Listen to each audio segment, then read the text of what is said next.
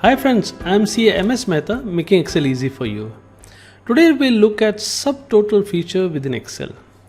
If you're passionate about learning Excel, subscribe to my channel below and click on the bell icon. How many times you face a challenge where you have lots of data which overwhelms you?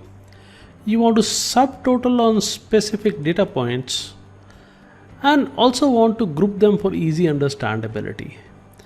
For example, we have here some payments paid to various contractors during the year.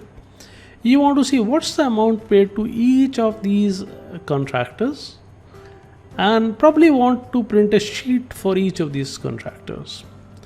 You can use the subtotal feature within the data tab, which allows you to create groups and common functions like sum, count and average to help you summarize the data. Subtotal is also a function in Excel. See my other video at the link above. Now for this, we'll first sort the worksheet by the data you want to subtotal, in this case the contractor. We can use the quick sort here. Then in the data tab, we'll be using function subtotal. Now a dialog box will appear which says at each change in. So in this case, what we want is to at each change in contractor. Friends, we can use various functions like sum, count, average, max, min. But in this case, we want a sum, so we'll use the function sum and add subtotal to amount. And just click on OK, and you see your data is beautifully summarized with subtotals for each of these contractors. And on top of that, it has also grouped the whole data. So it's created an outline to your whole data. So if you want only the subtotal view, you could just click on this. You have got a subtotal view, that is contractor wise view. If you want the details, you can just expand it. In case you want to print these